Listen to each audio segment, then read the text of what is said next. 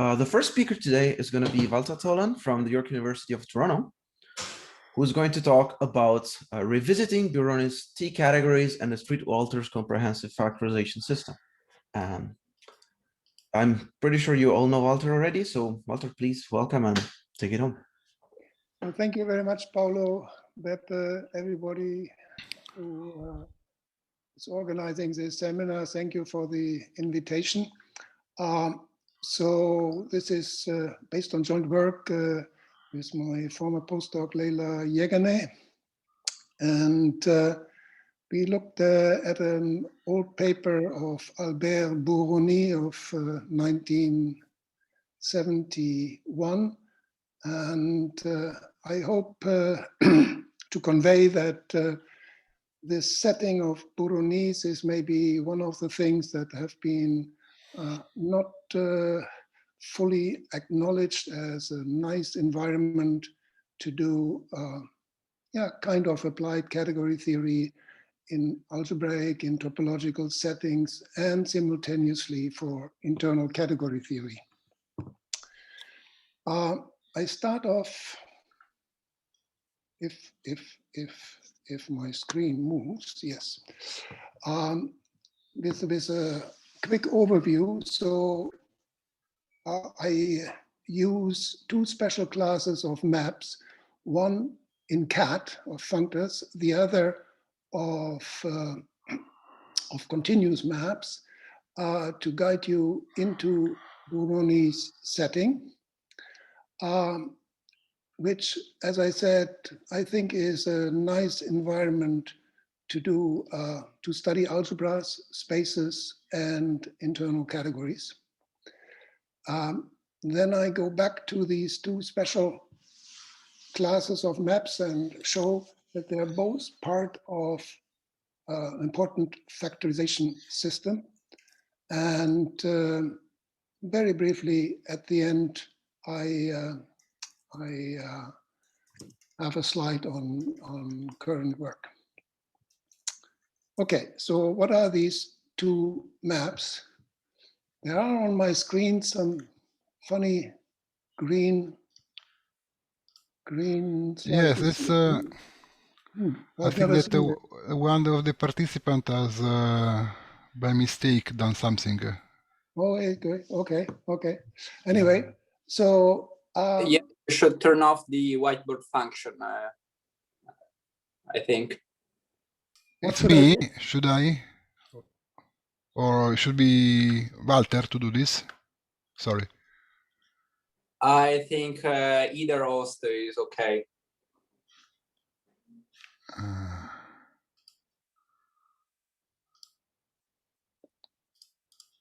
Well, anyway, I'm not too bothered by it. If it seems to be readable. So let me talk about these two classes of maps. In topological spaces, we certainly all like perfect maps.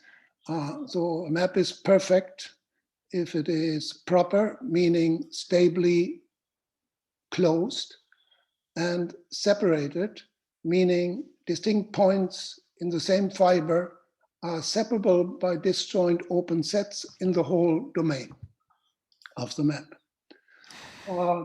If you open topology books written by general topologists, they will never use the word proper, a la Bourbaki, but will talk about closed maps with compact fibers, but that is equivalent.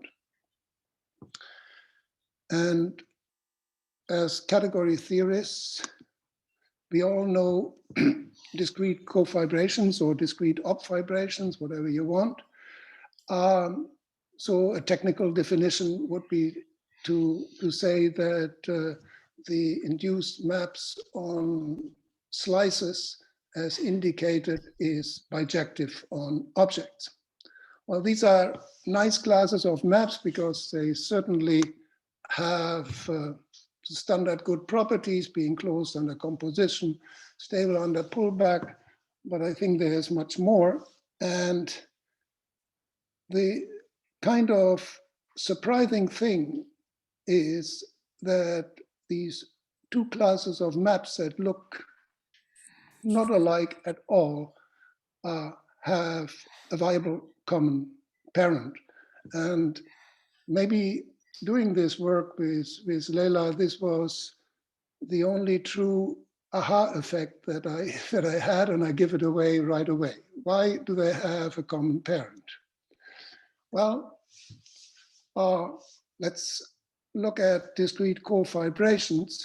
So one way of saying what a discrete cofibration in CAT is to say that the diagram on the right-hand side is a pullback in sets, because this means if you have a morphism U from A to B here,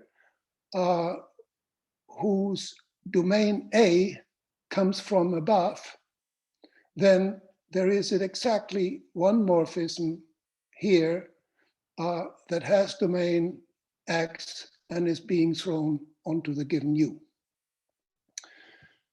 Now,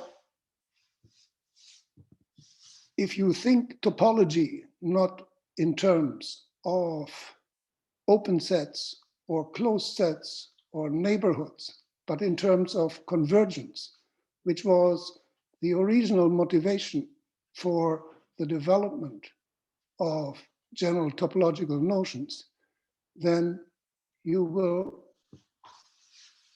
realize that there is a very similar pattern how you can express perfectness.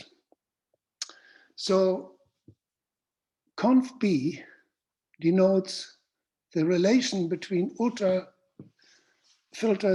on the set B and points of B. So these are pairs. First component is an ultrafilter, second component is a point. So given a pair in this relation written as an arrow from the ultrafilter A, like Gothic A, to converging to a point B, where the ultrafilter A comes from above, from E, is an ultrafilter on E being thrown down on A. Then there is a unique pair here consisting, whose first component is already given and must be X. So there's a unique point Y, which sits in the fiber of B, and it's a convergence point of the ultrafilter X. So this diagram is a pullback in sets again. All right, so the only sort of strange thing here is that when I write these arrows, the domain is of a different type from the codomain. But this we have all seen before. Whenever we talk about a multi-category or a Lambeck, then we know, okay, the domain is not a single object, but a short list of objects. So a multi-category will have a set of objects, a set of morphisms, a domain function whose target is all the lists of objects, and a codomain function. And then you have a composition law that basically says, okay, here you have an arrow going to Y, and each of the x's might be the target of this generalized arrow going to this element. Then you can make a long list up here and combine this into an arrow going to Y. All right, so now Burroni just replaced the list monad by an arbitrary monad and went away from sets. So we are now in a category, the only requirement is that it has pullbacks, and we take any monad on C, no compatibility with the pullbacks required at the moment. Then we say that we have a Tgraph. That is just a gadget that has a set or an object of objects, an object of morphisms, a domain morphism, and a codomain morphism. And when you have a morphism between these Tgraphs, it has an object part and a morphism part. And of course, it should commute with the structure. Now, you can specialize this structure by saying, okay, let this pair of arrows be jointly monic. So then there is at most one arrow between a given target and domain. So we call these guys relational Tgraphs. Burroni called them regular. And you could further specify this by saying, okay, not only do I want monic, but I strengthen this to saying that the domain morphism is actually an identity. So then the A1 is T of the object morphism. Well, and then you have structures that consist of an object A0 together with an arrow from T of A0 to A0. This is the most general type of algebra that you can relate with an endofunctor, and you know, the algebras, coalgebras studied in this setting. Now you take a little bit more of structure. So now we want, we have a Tgraph that comes equipped with an insertion of identity morphism. Basically it's an arrow from a discrete Tgraph to the given Tgraph. And of course, a morphism now should preserve these identities. And you can play, again, the same game of specializing this by just restricting yourself to the relational Tgraphs. I call them now reflexive. The structure becomes a property because, yeah, because it's uniquely determined. And you can specialize further by going to those guys where the identity, where the domain morphism is an identity. Then you see that IA, the insertion of identities, is necessarily the unit, and all we get is sort of unary T algebras. So if you think in terms of Eilenberg-Moore algebras, you just have the unit axiom. All right, so in order to say what a T category is, of course, you need to compose.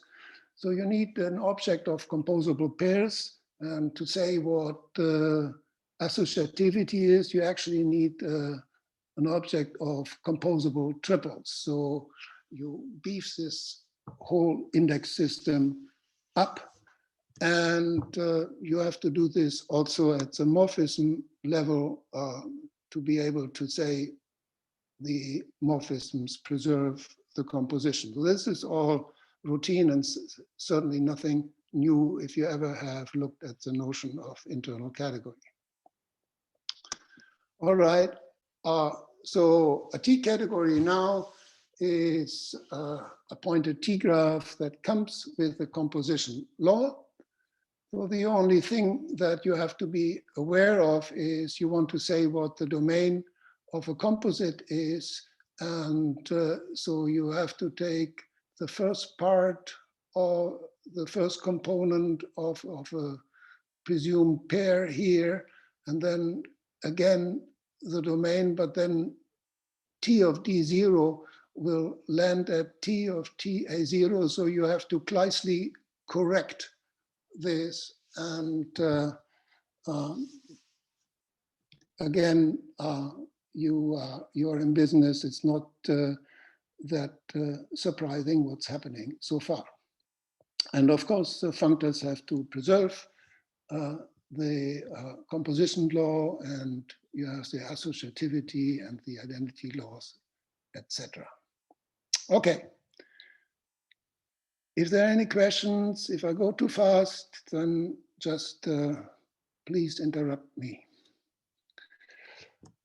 So just as a little aside here, I have presented, as one always should, objects simultaneously with morphisms, but I could have taken the fancy road and say I just introduced just these T categories, because I can now say, well, a T functor is actually a T category.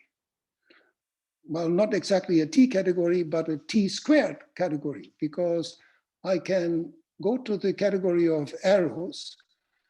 And if I have there an arrow UV going from F to G, I can apply the T to the whole thing, and I get an arrow from left to right again, and I call this T squared of F. And T squared of UV going to T squared of G. And I can interpret the naturality diagrams of the monad multiplication and the unit as arrows in C squared.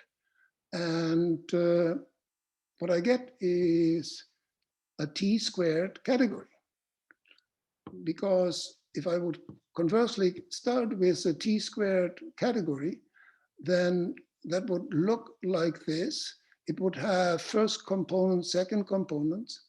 And if I analyze, and I would have a monad multiplication, I would have a unit. And if I analyze it component-wise, then first see, okay, the first components give me a T category A, the second components give me a C category B, and they're all tied together, and it has to be a T functor. Okay. So I didn't complete the game with the Eilenberg-Moore, with the T categories. So I could also talk about those T categories where domain codomain is a monic pair. And these will be just T orders or T pre-orders if you insist on the prefix. And I could also take those for which the domain morphism is an identity, and these are exactly T algebras. So what I get is really a network of categories, and I would say algebra is happening here in the left vertical thing. I would say topology is happening here, and internal category theory is happening here. All this lives over C. This is a sort of great array of employment, if you want, or activity, fun activity. You can try to analyze, existence of left adjoints here, there, and so on. There's a lot to be done, and it is not all that trivial. Some of it is, of course. All right, so just a very quick look at some examples. So of course, if T is the identity monad, we are talking internal category theory, internal pre-orders, etc. Of course, the Eilenberg-Moore category then is trivial. That is not true if you look at these kind of, I would say naked algebras, when you just have an object with a structure from T of an object to the object. So there's no requirement that this needs to be an identity. Of course, you have the multi-categories in terms C is sets or multi-orders, monoids. You can look, for instance, for a given monoid, you can look at the free action monoid. So Amir Omayun Neja told me if I look at T categories where the object of objects is one, then this is just the that is just the comma category monoids over the given monoid. But I think I looked at it last night, so with a slight question mark, I think one can actually say this not just for one object T categories, but for all categories. So you get categories over the given monoid. You can think of this, so there is, it's a category whose morphisms have kind of weight or some kind of norm taking place in that monoid. Okay, so I said when I had this grid of categories that we displayed, that the middle column was topology, and this comes from the ultrafilter monad. Of course, we know since Mannes 1967 that the Eilenberg-Moore category of the ultrafilter monad that comes from this contravariant adjunction over sets from the Boolean algebras is representable functors given by two, that's a two-element set and a two-element Boolean algebra. Yeah, that these are compact Hausdorff spaces. Bar generalizes in a relational setting to get all topological spaces displayed as relational algebras. This was actually, you know, Barr's paper and Lambek's paper, appearing just 1 or 2 years before Burroni, was obviously the starting point for Burroni to give his study of T categories. Just as a reminder, how do we say what a topological space is in this setting in terms of an ultrafilter convergence relation? So there's the reflexivity axiom, a fixed ultrafilter on a point has to converge to that point.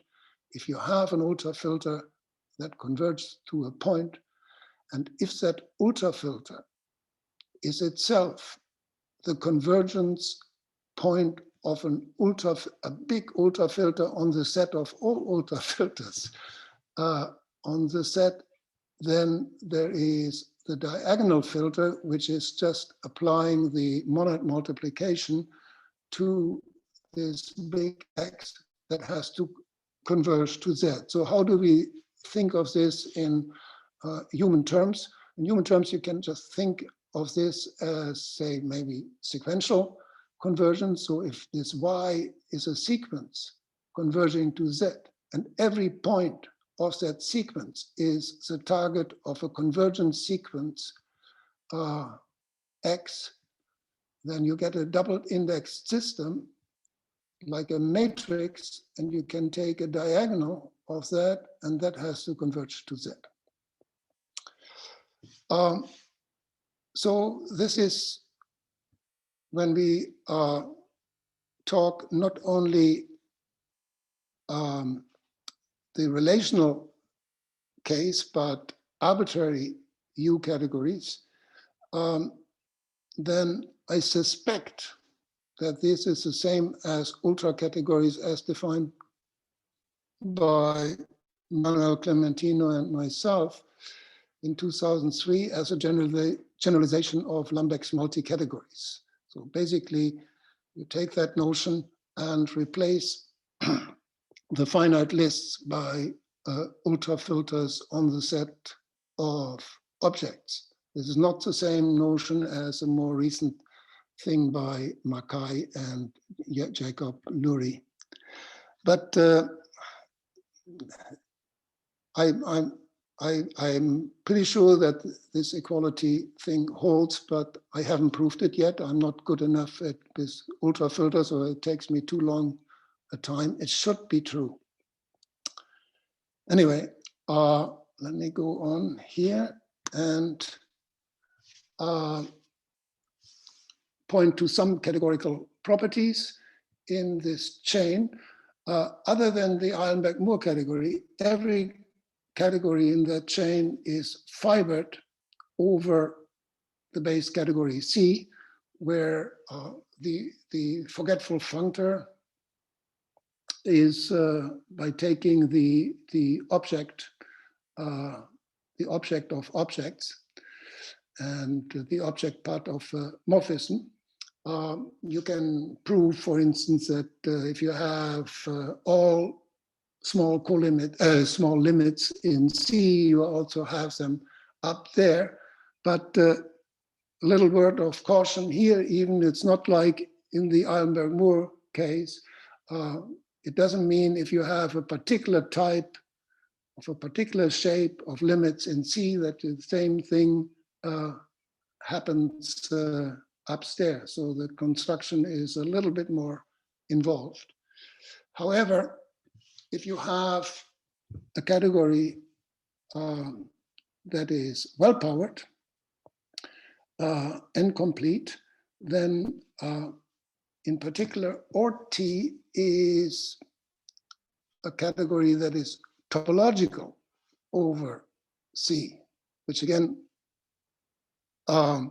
gives me the ammunition to say the middle column of my grid is a topological case. And then, of course, it is true, for instance, if you have even colimits of a certain type, the same type will also exist up in ORT. But none of these statements are sort of unexpected. At least they were not unexpected for me. And you know, with enough patience, you prove everything. But soon I will come back to my two classes of maps, and then I think something unexpected is happening.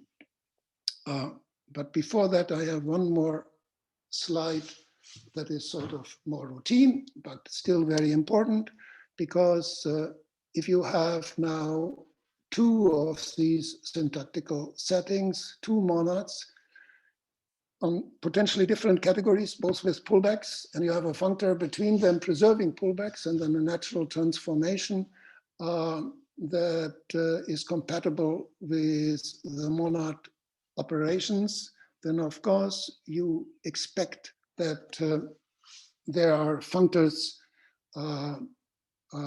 connecting the chains, as we know this well from the Eilenberg-Moore case. But this part is important, and if you look at the examples, you get a grid, you extend your grid to a lot of interesting categories. Even in the Mickey Mouse case, let's say, where my functor is the identity and the new monad is actually the identity monad, and the transformation is just the unit of the monad T, then it gets to the statement that every T category has an underlying internal category in C, etc. And it's slightly more involved than the Eilenberg-Moore case, because you have to pull back the domain morphism along the monad unit. Not a big deal, but when you are in the Eilenberg-Moore case, you don't really see this because the pullback is trivial, given by identities. Okay, so now let's revisit the two classes of morphisms. Let's first look at discrete cofibrations. So the famous paper by Ross Street and Bob Walters of 1973 proves that they form an orthogonal factorization system in CAT. And how do you do that? You want to assign to a given functor a best discrete, kind of minimal discrete cofibration. How do you get this? You take the left Kahn extension along F of this functor that maps constantly to the one element set. So this can be computed as a colimit of a Hom functor preceded by that functor. And you form the discrete Grothendieck construction, so it's just the element construction of this set-valued functor, and get a kind of induced morphism L, and that morphism is limit invariant or initial, whatever you want to call it. It has the characteristic property, if you ever wanted to compute a limit of a diagram indexed by this, you might as well precede it by L and have an Ada index limit. Okay, so there's of course this well-known characterization of these functors. So that is an orthogonal factorization system. When it comes to perfect maps, the story is a little bit more involved, so we have to restrict ourselves to Tikhonov spaces, so completely regular Hausdorff spaces. And Wyburn was the first to establish the factorization. In this paper by Henriksen and Isbell, they proved that a map between Tikhonov spaces is perfect if it maps the Stone-Check remainder, if the extension of the map maps the Stone-Check remainder into Stone-Check remainder. This means that the map is perfect if and only if the Stone-Check naturality diagram is a pullback. And one can use this by general, by general techniques, which is to construct the factorization by simply taking the reflection of this map and take the pullback along the Stone-Check insertion, and you get a pullback here. Then it's clear that P is perfect because it's the pullback of a map between compact Hausdorff spaces, and they're automatically perfect. And then there is a unique map into this pullback, which sort of gives you in top squared or in Tg squared a factorization of this naturality diagram. And this L, there's work to be done, is anti-perfect in the sense that its Stone-Check image is a homeomorphism. I mentioned here the names Ringel, Cassidy, Iberi-Kelly. Well, if you look into these papers, they deal with a general reflection. They never talk about this particular Stone-Check reflection. These applications are not there. But I used this technique in this paper in 1999 to give a categorical version of this work that had been done in topology. Okay, so now we want to do this factorization in Cat-T. Now, we already know how we should define a morphism in Cat-T to be perfect or discrete cofibration. We just go back to the very second or third slide that I had, where I characterized both classes of maps in terms of a pullback in set. So in the abstract setting, I just say, okay, my morphism is perfect if and only if this domain part diagram is a pullback in C.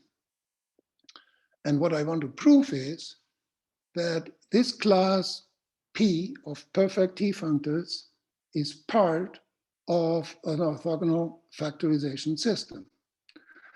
Now, if you look at the construction, say even in the case T equals the identity in set, it looks unlikely that one could do this in this abstract setting, but I want to convince you that it is possible. And for that, let us first think, if I have a category with pullbacks, and I have a class of maps in there, when is it actually part of an orthogonal factorization system? And that's the case if and only if M obviously has to be closed under composition, has to be stable under pullback, and it has to be has a universal property. And the nicest way to express this goes all the way back to Eber and Wheeler, where you say, if I have an object B in A and I look at the slice category, I look at those objects where the arrow is in M, that category has to be reflective. This is actually the most general and hands-on definition of what an image is. It's a reflection of the given arrow into this category. But now we have our program cut out for us. So our A is cat T. The first thing we have to show is that cat T actually has pullbacks. Well, I have pullbacks in C, and I told you that we can't really automatically assume that we can lift the same type of limits to the level of cat T. So I have to show this. This one should be easy because closure under composition will be just vertical composition of pullback diagrams. So this is a gift. But the existence of pullbacks in cat T and stability under pullback will not be a gift. And certainly the universality will not be a gift. Okay, so let's look at this a little bit more in detail. And to make our life easy, let me first assume that T preserves pullbacks. This looks like a wonderful assumption, but it's an absolute no-no in terms of the ultrafilter mono. So I want to do this without it. So what do? You have F and G with the same target C. You take the object part of the maps, you form the pullback. You take the morphism part, you take the pullback. T preserves it, you get a pullback. So you have pullback diagrams all the way. And in this case, you're done. You look at the back part, and as expected, this thing will be the pullback object. Of course, you have to push this the whole one level further to get to the monad multiplication, etc. You also see that if now G was perfect, then this, by definition, this front diagram would be a pullback, which I can combine with this vertical pullback, giving me a pullback around here. This being a pullback I can cancel, and bingo, the back side is a pullback. So I would get also in this ideal world the stability of perfectness. But now I have to return to the real world and not assume that T preserves it. Well, if T doesn't preserve it, then I first do the very same thing. I form the pullback at the 0 level, get P0. I take the pullback at the 1 level, get this P1 tilde. And I also take the pullback of T of F0 and T of G0 to get this. So at the ground level of this building, I have sort of the same situation like in the ideal world. If my original G was a perfect map, so that I have a pullback here in front, as before, I would have a pullback back there. But we are not in the ideal world, so we have a comparison morphism here. So I want to preserve this pullback property. So what I do is I take this comparison morphism and take a pullback again. And lo and behold, the top row here is the pullback in cut T. And since this whole diagram back here is a pullback, I will have secured pullback stability. But why is it complicated? It is complicated because what you now have to do in order to get the structure on P1, you sort of first create fake structures on here, and then you have to lift them. And it's a hell of a work. It took us 9 pages in the printed paper. I wish there was somebody who could give me a better proof for this. In any case, we now have to look at the image universality part. There it gets even worse in terms of the length. And it doesn't come for free, which is not so surprising if you look at even the case of sets and identity. There is certainly a quotient construction going on. So what you get at the end is you take a category with pullbacks, but you have to admit coequalizers of reflexive pairs that are stable under pullback and be preserved by the endofunctor of the monad. So then you get this universality property, and together with the pullback stability and composition stability, you do have an orthogonal factorization system involving the perfect T functors.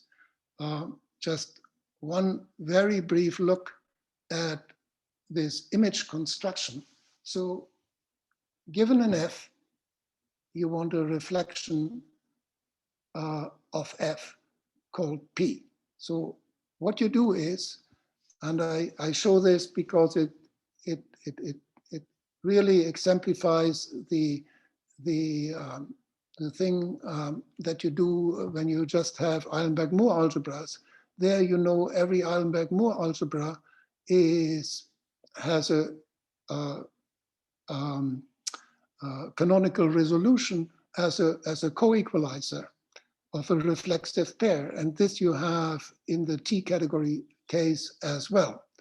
What you have to do now, once B is presented like this, you have to now replace the B1 here by the A1, kick in the F1, and do the same here, create a reflexive pair up here, of which you can take the coequalizer, and this is your P0, and it comes with the object function.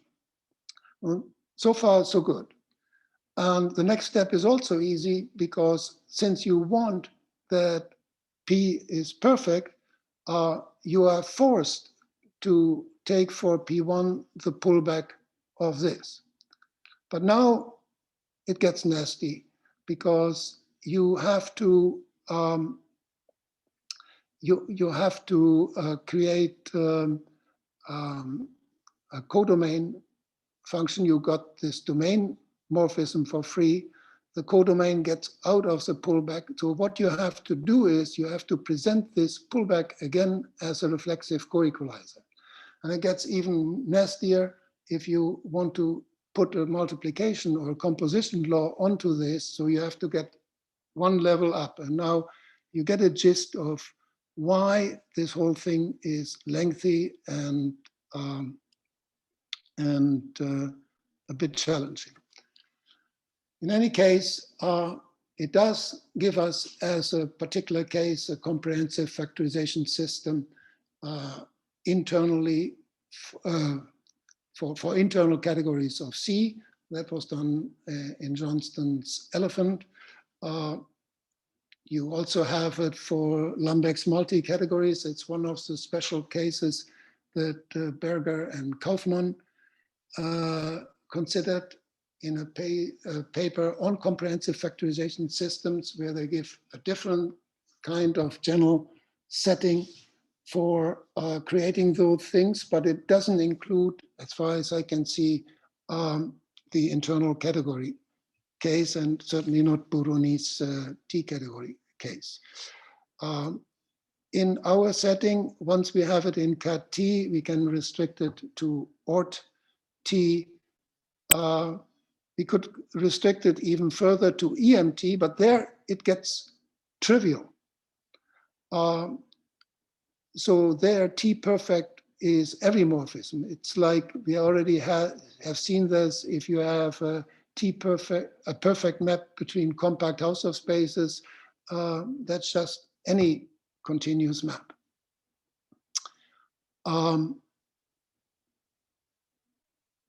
So let us look at the topological case. So let's look at the full subcategory of Tikhonov spaces in top. We know it has a comprehensive factorization system, but now comes the big downer. We were able to fit the definition into Burroni's T category system, but certainly the ultrafilter functor does not satisfy the hypothesis of preserving reflexive coequalizers. Dirk Hofmann provided me with a simple counterexample. So let me just double check the time. Could somebody tell me how much time I have left? So technically right now it should be question time, but it's still your time. So okay, so I switch to the next screen. So there's no way we can squeeze the known fact that there is a comprehensive factorization for Tikhonov spaces out of our general theorem, because the hypothesis of the theorem is simply not satisfied. But on the other hand, in my 1999 paper, I had a general system on how to establish this factorization. Once you define perfectness by saying the stone-check naturality diagram should be a pullback. So how do we reconcile these two things? So I do have at least a one-way bridge from Burroni to that setting. First of all, I have to say what Tikhonov is in my setting. For that, I want the stone-check compactification at that general level. So I want a reflector from the Einbeck-Moore category into the internal T orders. And this I can do with the general adjoint functor theorem of Freid. So I indicated one set of hypotheses that will do it. And then I can say what Hausdorff means. It means the reflection has to be monic. I can say what is completely regular. Namely, it has to be a Cartesian arrow over C. I can say what Tikhonov is. It's a combination of both. So then I get an interesting intermediate pair of categories here between EMT and ORT. And there is one remark. So these are not just technical definitions. So already in Burroni's paper, very hidden, and not alluding to this topological example at all, surprisingly, there is a universal characterization of these new intermediate categories, because you have Eilenberg-Moore categories over C, and C rect T is in some sense the vibrational hull, universal vibrational hull of EMT. So this means if I give you any vibration and a functor such that the outer triangle commutes, there is a unique extension of F to F bar, in the sense that it preserves the Cartesianness of the reflections. There's a small incorrectness in Burroni's paper, but morally it is there. And something similar you can also say for Tikhonov spaces, if you talk not just about vibrations, but more generally about those functors where monos downstairs have Cartesian lifts. But in any case, so I should stop. So you have a one-way bridge that says, if we have our Burroni setting definition of perfectness, that will give my old definition of perfectness in this setting. But so far I was able only to establish this one way, and I think I'm at the stage where I want to look more at counterexamples and trying to prove it. And that is it. So I have to continue working on this bridge. We have with Leila quite an extensive set of notes of exponentiability and closeness in cat T. And of course, we want to talk about the two category cat T, but the reason why this is or was on my back burner is because you can't really say what the two categorical structure is without assuming that T preserves pullbacks. Okay, that's a quick look at current work, and my last word is just grazie. Okay, grazie a te. Thank you very much. That was very interesting talk. Very nice. Very nice. Also very nicely presented. Okay, are there any questions? You can write in the chat or raise your hand or even start speaking if you want. Or some verbal applause. Is it possible to capture T algebras as relational algebras, like Barr's theorem, but for T algebras? So every T algebra, Eilenberg-Moore algebra, is a relational T algebra. So I'm not sure I understand your question. I mean topological T algebras. You mean the T orders?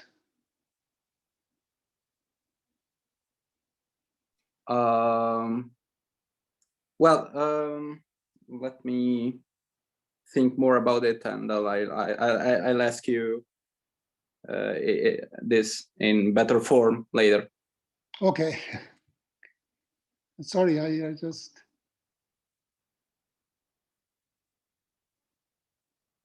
Okay, any other questions?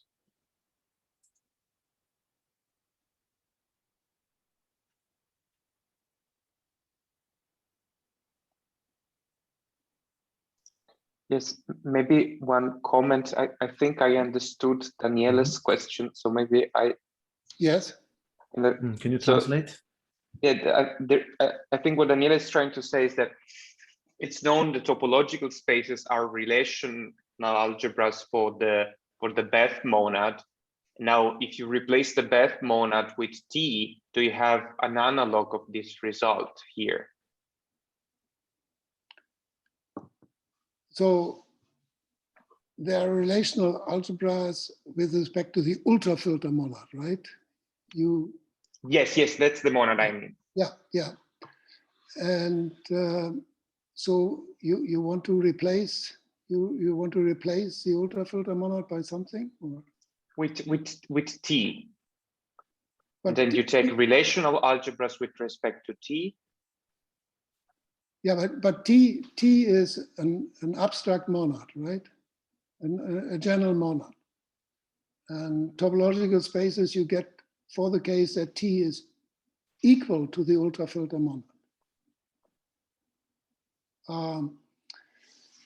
And there's still, so this is Barr's work, but there's still a little bit of work to be done to see that that T categories are relational T algebras and vice versa. So there is a little bit, maybe the question is related to this. There's a little bit of work to be done, but that can be done relatively quickly, and even I, not being the super ultrafilter specialist, had no difficulty completing that proof. But then what I said was that I didn't manage to do this at the ultra category level yet, where you don't have the situation anymore that the pair domain, codomain is just a monic pair. So there is still work to be done. Okay, so Dirk, I guess Dirk Hofman, I don't know, is asking in the chat whether the question is about topological algebras. Yeah, it's about topological algebras. Ah, okay. Yeah, so, maybe you didn't hear me. Okay. I asked, yeah, in the beginning. Okay, thank you, Dirk. Yes, of course, this is one of the motivations. So what I said, when you take C equals Z, all this has been done, of course, in the setting of monoidal topology, but it's set based. So the question is, for instance, what about topological groups? So that's the question, right? The virtue here of the Burroni setting is that you can take groups as your base category, and then you would have to investigate the Borg compactification, for instance, like you do the stone-check compactification. And so thank you very much. So this is actually was one of my original motivations to go into Burroni's setting, because it has this potential for doing work in topological algebra, in true topological algebra. Just a word of caution: it is, I don't think it's a piece of cake, but it is something that that needs more work, and I hope that somehow more people would look into this setting by Burroni.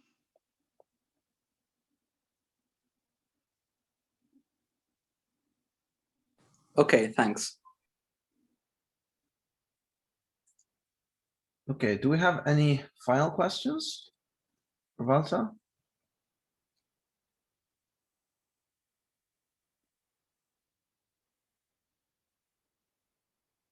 Right, it doesn't seem that we have any questions for now. So let's thank our speaker again. Thanks, Walter, for a very nice talk. Thank you.